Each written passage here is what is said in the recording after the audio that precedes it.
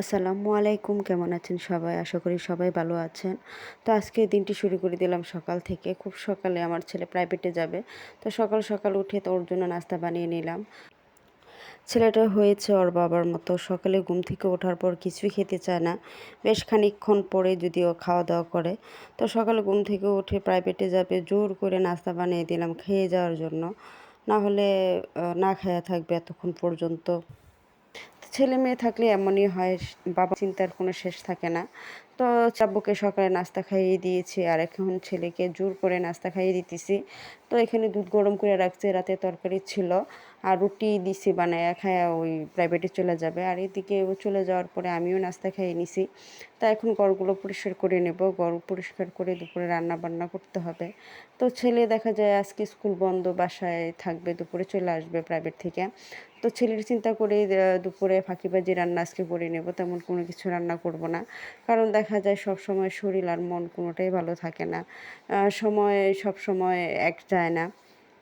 তো এই চিন্তা করে বাড়িঘর সব ক্লিন করে এইদিকে আমি গোসল করে নিছি। তো গোসল করে আসার পরে দেখি ছোট মাছ নিয়ে আসছে। তো মাছগুলো তাজা ছিল, আর ছোট মাছ ফ্রিজে নেই। তো বড় মাছ তো সবসময় ভালো লাগে না, ছোট মাছটা থাকলে খাইতে ভালো লাগে। ভর্তা, ছোট মাছ এই জাতীয় জিনিসগুলো আমরা মেয়েরা একটু পছন্দ বেশি করি। তো ছোটো মাছ দেখা যায় আমার ছেলে খায় না, আর আমার হাজব্যান্ড অনেক পছন্দ করে। তো মাছটা তাজা ছিল, দেখতেও খুব ভালো লাগতেছিল মাছটা। তো দেখে পছন্দ হইলো, তো 1.5 কেজির মতো মাছ এখানে রেখে দিছি। তো সবাই রাখছে 150 টাকা কেজি, আর আমি 120 টাকা বইলা চলে আসছিলাম।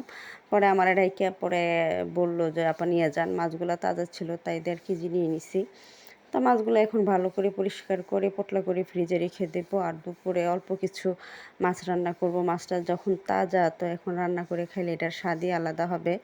তো শীত এসে পড়ছে, তো শীতের সময় দেখা যায় জলপাই দিয়ে তারপর ধনেপাতা দিয়ে ছোটো মাছের চচ্চড়ি করলে এটা খাইতে মজাই আলাদা। আর ছেলের জন্য ডিম ভুনা করব আজকে এই পর্যন্তই। আর রাতে দেখা যায় ডালের চচ্চড়ি করব বা ডাল শুকনো ভুনা করব। তো আজকে তেমন কোনো কিছু রান্না করব না। তো আজকে ফাঁকিবাজি রান্নার মধ্যে দিয়ে দিনটি শেষ করব। তো এই তো ছোটো মাছগুলো ভালো করে ক্লিন করে নিব, আর পরিষ্কার করে তো হাতে মাখিয়ে মাছটা বসাই দিব। তো দেখা যায় যে দিনকে মাছ আনা হয়, ফ্রিজে রাখা ছাড়া মাছটা রান্না করে খাইতেই মজাই আলাদা। আর ফ্রিজে রেখে দিলে মাছটার স্বাদ অন্যরকম লাগে, তেমন ভালো লাগে না। ফ্রিজের স্বাদ আসলে রাখা মাছের স্বাদ অন্যরকম হয়। তো মাছটা তাজা বিদায়, তো মাছ আজকে এখন রান্না করে নিব।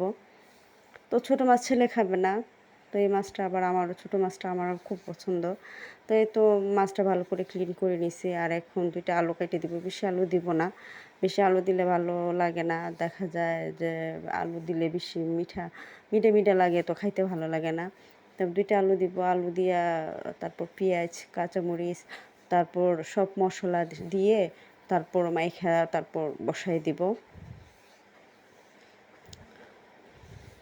তো ছোটো মাছের চচ্চড়ি হাতে মাখায়া রান্না করলে এটার আর অন্য একরকম স্বাদ, খাইতেও খুব ভালো লাগে।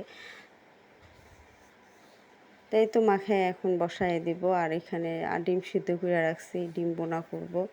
ডিমগুলো অফ ক্যামেরায় চুলাই নিচ্ছি, আর এই তো ছোটো মাছের চচ্চড়ি প্রায় হয়ে গেছে।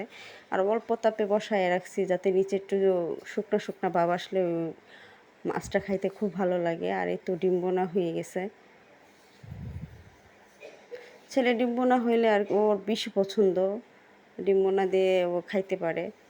মাছ থেকে ডিম বোনা, মাংস এগুলো ওর খুব পছন্দ, কিন্তু সবসময় তো আর মাংস খাওয়া সম্ভব না। আর মুরগির মাংস দেখা যায় যে এখন সমস্যা, অনেক ধরনের রোগবালাই দেখা যায় মুরগির মাংসের মধ্যে চলে আসছে, তো একটু অ্যাভয়েড করে চলি।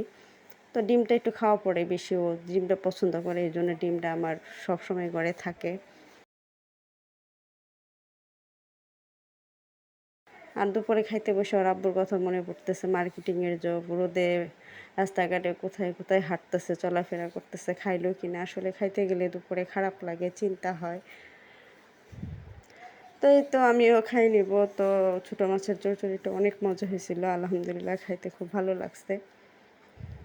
আর ওদিকে পাশে ছেলে বসে গেছে খাওয়ার জন্য।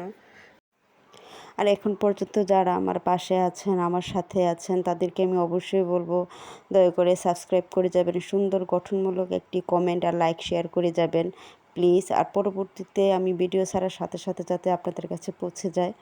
তো আজ এ পর্যন্তই, ভালো থাকবেন সবাই, আল্লাহ হাফেজ।